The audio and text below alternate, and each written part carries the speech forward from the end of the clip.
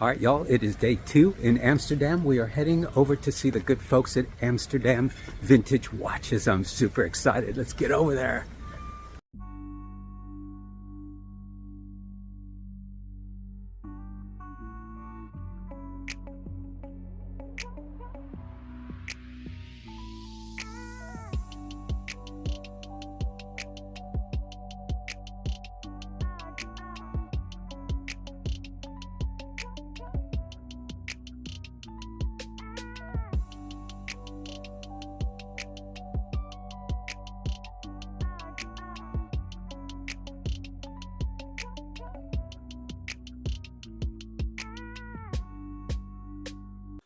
All right, y'all, we are in the showroom of Amsterdam Vintage Watches, and I'm sitting next to Jasper and Laurent. Gentlemen, thank you so much for having me in your company. Nice to meet you. Try to pronounce my last name, sir. Lijfering. There we go. Try. One more time. Lijfering. Lijfering. Well, for an American, it's not so bad. All right, You didn't butcher it. they're starting the hatred already, but we will soldier through because that's what I do for you people. And y'all have been kind enough to invite me into your showrooms. And I first came to be aware of Amsterdam Vintage Watches through your YouTube channel, which I find most entertaining. And this is a family business, or yes? Can you tell me a little bit about that? Yeah. So my father used to be a goldsmith. Okay. And he started trading mainly vintage jewelry back when it wasn't called vintage yet. Of course, now everything is vintage. If you have a 2-year-old T-shirt, it's vintage.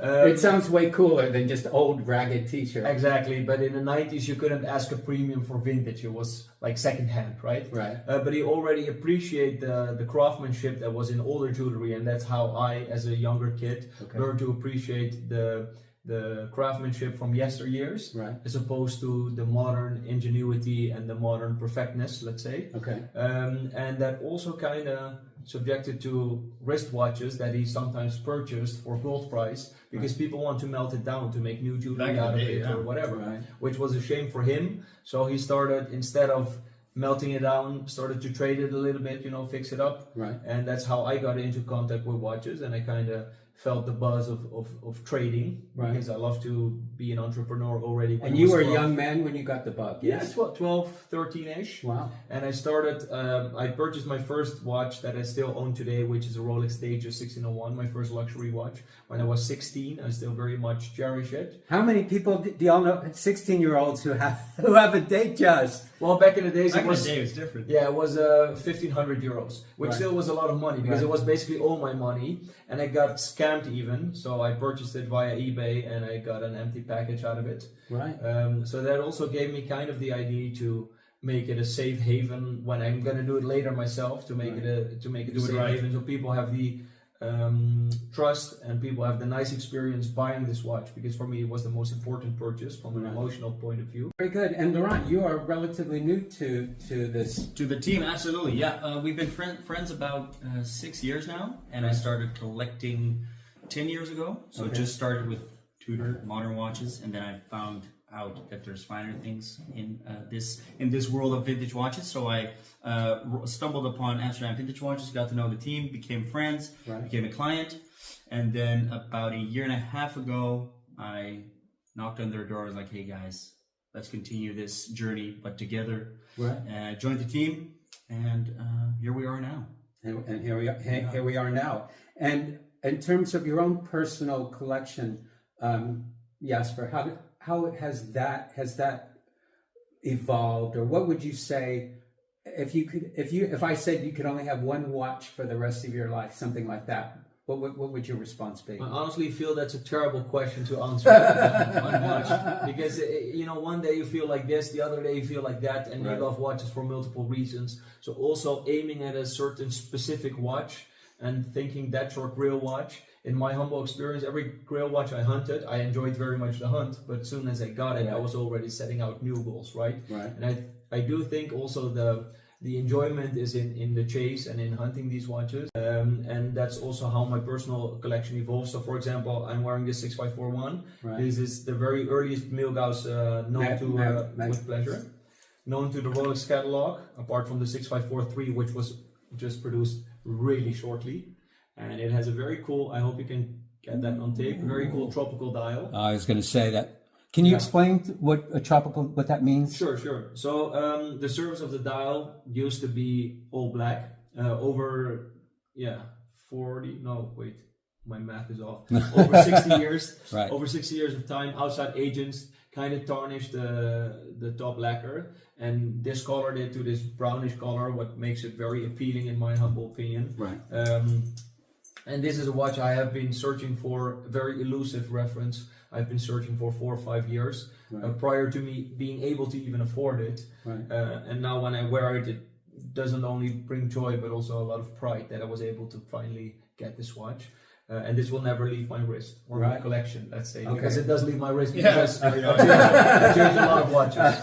All right, and I know that, and one thing that I've learned getting relatively late into the game of watches and stuff like that is people who know watches, when they see that on your wrist, I'm sure their eyes just bug out and they're like, oh my God, that kind of thing. And it's, the more you learn, it just goes deeper and deeper and deeper because there's so much there. Well, that's for me the fun. When I sit at the bar and I see somebody over there wearing a watch like this or any of the vintage watches we have to offer, you'll be sure that he or she knows a fair thing or two about watches, right? And they can tell more about the watch than just saying, oh, I bought this for retail and now it's worth more, or some populistic stuff like that. Because if you take a look at let's say a modern Submariner or a 5711 modern Nautilus, there's nothing wrong with these watches, but oftentimes the buyers are slightly more superficial. I don't know, that's perhaps a divisive opinion, but I think the wearer of a 1950s chronograph can't come up with more arguments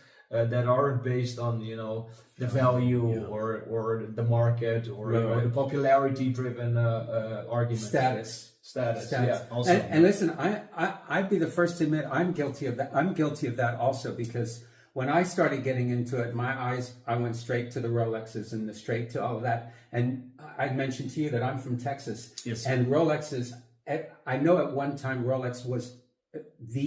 Texas was the biggest world market for Rolexes. Wow. They used to call it, and I don't know if they still do, they called it the Texas Timex, because it was so ubiquitous that you'd see them everywhere. And that's how it was. I knew when I was in university decades and decades and decades ago, it was very common for a young man when he graduated school, if his parents had a little means, they would be given a Datejust. And at that time, a Datejust cost about $1,200. Yeah. And at that time, that was a lot of money. For sure. Yeah. But now, you wish you could get a Datejust. I think $1,200. So when you hear the term Texas Timex, you'll know we're talking about Rolex. How about you, Laurent? I'm wearing a Tudor, of course. My social media handle is Mr. Tudor. It's actually the Chronograph's reference 7031, aka home plate. Oh wow! Maybe you can figure out why it's called home plate. Is this? I just saw your video that just came out, and I thought you were talking about this exactly. one. Yeah. Can you tell us a little bit about this? Yeah, so it's a 1970s chronograph. It's actually the first reference combined with the 7032 to leave the Tudor factory as a chronograph. Wow. It's 40 millimeter. It has the Valjoux movement, which is also the manufacturer for the movements for 4-digit Daytonas. Of course, it's a different caliber. It is called the home plate. And do you know why, maybe? It's a baseball reference. Exactly, yeah. So I want to say people from the States should know this. They should know this stuff, yeah. It's a baseball reference. Yeah, so the hour markers, they look like the home plates of baseball. There you go. You got your baseball diamond right there. Exactly. On the dial. Exactly. And I know all I use is like a ring. Isn't that like what you get if you win, or that's NBA or something? Yeah. That's NBA, bro. I don't know all the American sports. No, it's hard. It's but I know it's Tudor. World Series. World Series. There exactly. You go. Yeah. You have won the World Series. We're in that Tudor. I'm a huge Tudor fan. I have a Black Bay 54. Oh, I have that as well. It's kind of my daily driver. Yeah. It's a nice modern iteration of vintage models from Tudor. You have a couple Black Bays too. Yeah, absolutely. I also have the 54, which I find, if we're talking about modern for these 2 seconds, right, the best modern watch around. Value for money. You'll get no argument from me. My folks that watch my channel know that there's a Tudor boutique in St. Anne's Square in Manchester, right in the mid-center of the city, which is right, unfortunately, right around the corner from where I live. And I'm there all the time, You get confronted with it. They're all the like, time. Rob, at some point you're gonna have to buy something. But you got the 54, right? I did get the. I do buy stuff, but I make fun. But they will call me as soon as they get something and let me film it and stuff like That's that. nice, so that's nice. so They're a cool brand. They look They're after modern. me. They're Well, that's flexible. oftentimes also why when I have a couple of friends, you know, they say they want to buy a cool watch, but a modern watch like around €4,000 price point. I always point them into the direction of Tudor because I also feel their not even their marketing, but their relationships with the clients are preserved better. Right. And of course, we have all this nepotism in the world of Rolex and Patek, and Sadly, yeah. it just kind of bugs me out. But luckily, with the vintage, we don't have that Exactly. bullshit. You don't have to wait. Excuse Well, my French. no, that's all right. I'll have to put a language warning on my on my channel. You can blur it out. I'm a family channel here. I like to, you know, I do it for the children. I do it for the children. So we want to keep it clean. We're gonna keep it clean. That's right. We have Good to. man, good man. All right, guys. So I've asked y'all to pick a few watches that I thought were interesting, and I think y'all will find them interesting. What are we looking at today? So what I can say is we have 3 different brands here. So Patek Philippe, Audemars Piguet, and Rolex. Well, I like the way you say it. It sounds so much better when I say it. Audemars Piguet. And, Yeah. The Americans butcher it sometimes. Yeah, true. Yeah, I'm so sensitive. I can't believe this. I'll try and get through. All right, what you got? One of my favorites is most definitely the reference 3970, and that's the Patek Philippe. So maybe you can show your Oh my God. your viewers. I saw this on y'all's website, and I thought, oh my God, I want to. We have 4 of them actually. We have four of them, yeah. 3970s. With 4 different metals. Really? Yeah. Yeah, we do. So if we talk about that model, it's the last of its kind, in my opinion. It's 36 millimeter, perpetual calendar chronograph, manual on movement, and It's just stunning. the class. And if you show the back, you can see the movement actually, which is beautiful. Will you open it up for me? Yeah, for sure. And the proportions are just so The proportions are how they should be, in our opinion. See if y'all can see that. Oh my God! So it's rose gold. Wow. ER is a reference in the rear. So the R stands for rose gold and the E stands for étranger, which means waterproof. So it's actually a waterproof chronograph, which I wouldn't take it swimming. No, There's no. other watches for that purpose. Wow. Therefore, it has the round pushers, just Yeah. like its predecessor, 2499. Apart from the first series, and the 1518 before was square pushers. Right. Yet, these are way more affordable because a watch like this, Exactly.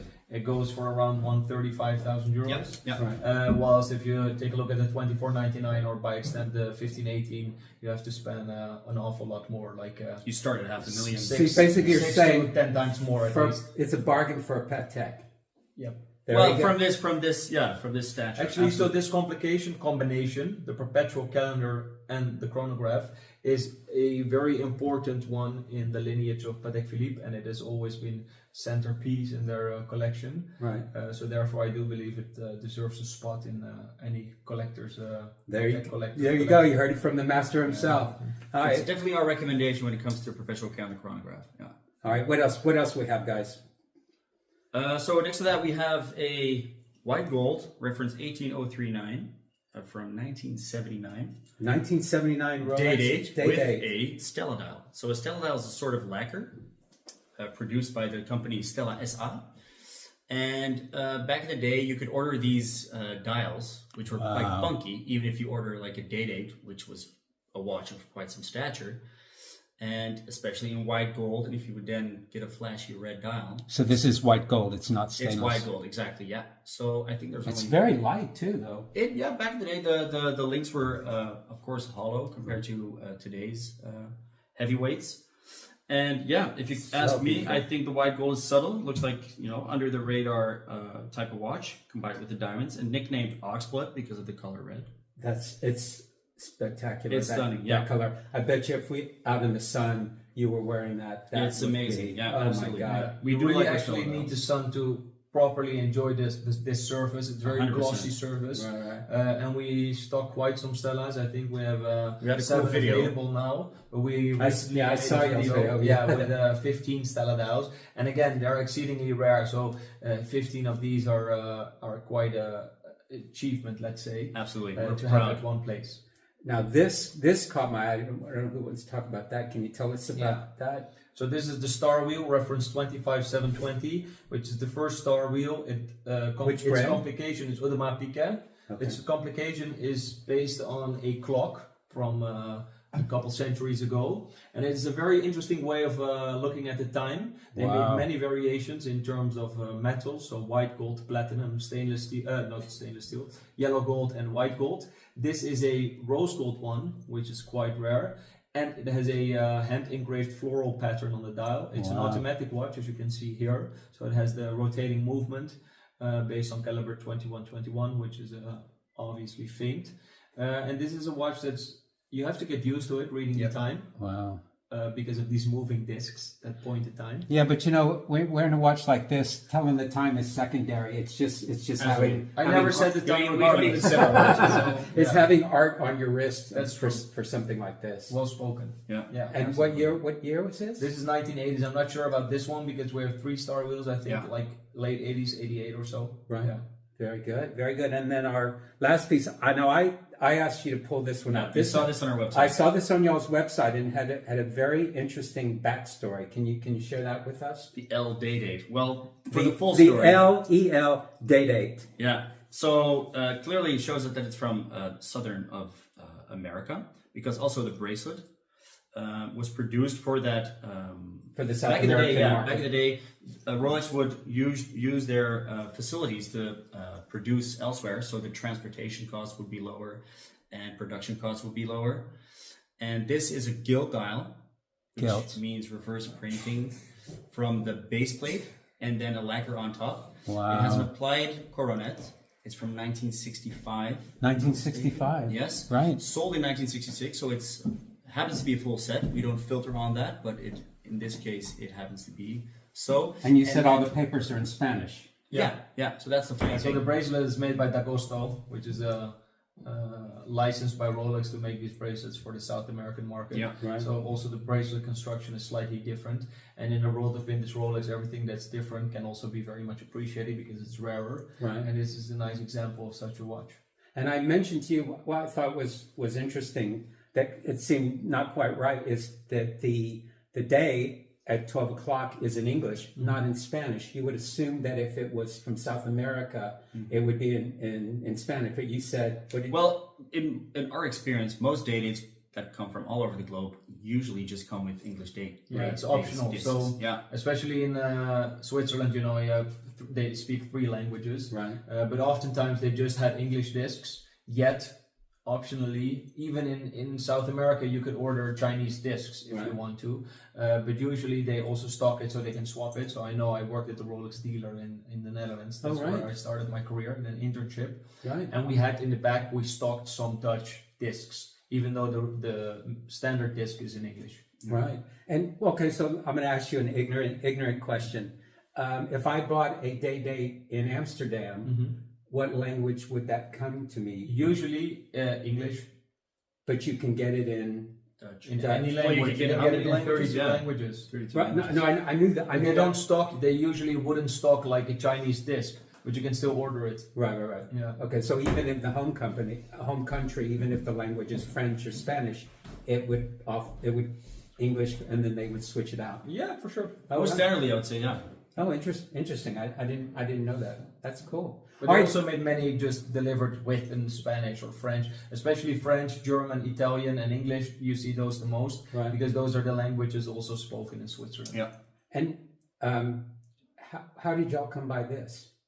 This one I purchased on a watch fair. So I sold this watch 3 years ago to an Italian gentleman, and he traded it with me for the 3800, so the Patek Philippe Nautilus in gold. Right. He traded this back on it. But initially 3 years ago, I think I bought it on a Munich watch fair. So it's kind of it's been going places and Sometimes that happens and it comes back. It travels. Circle back Yeah. to From South America to Europe to the Well, Netherlands to Germany to Spain to this, Italy. who knows? This might end up in Manchester, UK before You never before, know. before There you all, go. It all has a is stamped said, passport. all said and done. Good thing it's in English. You know, Exactly. it's already it's got my name written all over it. All right, We'll thanks. peer pressure you for the viewers. Save me, save me, save me. All right, thanks for sharing these guys. Of course, our With pleasure. A couple of last questions. Amsterdam Vintage Watches. Now, there are so many vintage companies all over the world now that have come out. Why would or should somebody pick y'all's company over say another vintage watch company? Without sounding arrogant, but you kind of asked me for an elevator pitch, so I'm going to put it quite bluntly. Absolutely. So I do believe we have a good track record. Amsterdam Vintage Watches is kind of synonymous to quality, and that is rather subjective in the world of vintage watches. Sure. There can be quite murky waters, and we always say buy the seller. And I do believe that's why people end up with us, because we have this 10-year experience. Sure. But not only that, I do believe we also online establish a quality group of collectors and dealers. So Right. we do have the right connections to fulfill your needs in buying or selling a watch. Sure. I do believe that the network is very important there. It's a small world. Absolutely. And in the end, you know, it's reputation. It's reputation. And I feel like we've made up to our reputation, let's say, so Right. people can trust us. And if you take a look at our Instagram, for example, Right. you can see the quality of the watches we sell, and we mainly specialize in these 4 watches. So for sure, if somebody's looking for a vintage Omega Speedmaster, I wouldn't necessarily recommend us because it's not our forte. Sure. So if you're looking for vintage Rolex, specifically watches like Day-Date, Right. we have a lot of experience with, Yes. vintage Patek Philippe, Audemars Piguet, and Cartier, Right. you might end up with us. Right. Yeah. Well, I will tell you, when I told my watch pals that I was coming to Amsterdam, they said, be sure, and I didn't say anything.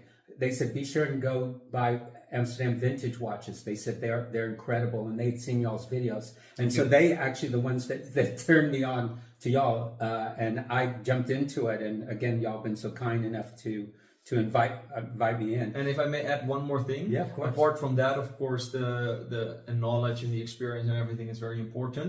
But I do, in the end, also believe buying watches or wearing watches or searching watches or digging into watches, it's about emotion. And I do feel like we bring it in a rather fun way. So people, every time when they purchase a watch from us, they look at their watch, they will also remember their experience or who they bought it from. We're pretty personal, we're pretty It's passionate. relationships. It's Exactly. building relationships. So I do also believe, and we're not the only one. Again, there are many good dealers we can recommend, but I do believe we are. That's one of our strong suits. Very, very. And speaking of strong suits, I have to say, every time I've seen you on your videos and everything, you're always so dapper and well dressed and everything. I wonder, you know, these days everyone's so casual in shorts and flip. No, there's Thanks, no, Rob. no, Jeez. He's wearing flip flops. Yeah. What's up with that? Well, you're far too kind, sir. The honest story is that when I started trading watches when I was like 19, Right. I was wearing contact lenses. I didn't have the beard. I didn't have the suit. And I would walk around on watch fairs and I would ask people questions, and they didn't take me seriously because I was Where are your parents? too young. So one time I was like, "Oh, what's the price for that Day-Date?" And the guy was like, "Oh no, this is a real one." So I was like, "Okay, let me Ouch. start up dressing like a grown up, Right. just to compensate my lack of experience, I guess." And I just stick to it. Right. So you've kind of grown into it and just become the Jasper look per se. Well, in the end, I do feel most comfortable in this outfit, so it's Right. not that when I'm off, it's not when I'm coming to the office and we don't have any appointment scheduled. It's not like I'm sitting in trainers or anything. Right. I just feel most comfortable in this outfit. So if you go to Jasper's house on a Sunday when he's cutting the grass, he's wearing a tuxedo as he's cutting the grass, and believe me, Snap a picture. Well, If you get that on tape. Actually, I would, but my girlfriend is annoyed by it. So my girlfriend is like, "No, on Sundays we're off, and you're not gonna dress in a suit." So I usually just wear like a shirt or a polo. I'm not going all the way trainers or sweatpants, but I'm a little bit more toned down. all right. Well, she's the boss. I'm not trying to create any That's for any sure. drama in the house in the household. All right. And one final question is, What's the best way for folks to reach Amsterdam Vintage Watches? Well, we most definitely have our, like Jasper said, our presence on social media. So you can just DM us on our Instagram, Amsterdam Vintage Watches. And next to that, our website, AmsterdamVintageWatches.com. Right. We're on YouTube. We read comments. We read our emails. We have our phone number, WhatsApp, anything. But as you said, the most fun part is seeing the watches in the flesh. Yeah. So we also invite everybody that's watching, or your friends, Rob, your friends are our friends. They're very welcome to pass by if they're in Amsterdam. Just make sure you make an appointment, because the physical storefront, like the retail space, which is next door, that is something we sold 1.5 years ago. So we now have the private lounge, so we can enjoy it in full discretion and with all the time of the world. So let us know in advance. Just So message us. it's appointment only. Appointment only, but if you book on the website, we have like numerous appointments every day. So it's not like we have to come all the way here to welcome you, but it's just best. To And listen, y'all, all I did was send an email. They didn't know me. I explained who I was and about my channel, and they have, probably against better judgment, have invited me into this beautiful shop, and so they will look after y'all just as well as they've been looking after me. So, but that's the beauty about watches, right? So you can go anywhere in the world. We've never met, and we didn't know each other before, but we have a shared passion. So then you have so much to talk about all of a sudden, right? So that's the fun part. And obviously now y'all have an open invitation to come to Manchester, and I'd be happy to show you around the watch world and stuff like that. I feel like I'd be walking around Manchester with celebrities here. Any of the watch geeks will come by and go, "Oh my God, oh my God." Listen, gentlemen, thank you so much. Thank you. It was my great pleasure. So nice to meet y'all. Absolutely. Definitely, y'all make your way over to Amsterdam Vintage Watches. And listen, they're not paying me. I'm not making a dime out of this. So I'm getting the money back. But y'all know the rule. Be sure and tell them that Rob the American sent you. then you're getting the commission. Bringing joy into people's lives. That's all I'm asking for here, guys. Well spoken. Thank you so much. Thanks, guys. Thanks, guys. Was a good one. All right, y'all. We've just left Amsterdam Vintage Watches. Wow, I am so hyped up on that. That was so great. I hope y'all enjoy that too. We've got a huge thank you to Jasper and Laurent over at Amsterdam Vintage Watches for inviting me into their world. Wow, these guys are hilarious. It's very cool. So go in. Come to Amsterdam, make an appointment to see them, check out their website. They're very professional, but they're awesome. And if you enjoyed this video, please give it a like and subscribe to my channel, and feel free to leave a comment down below, and join me again for some more watch talk. Y'all take good care.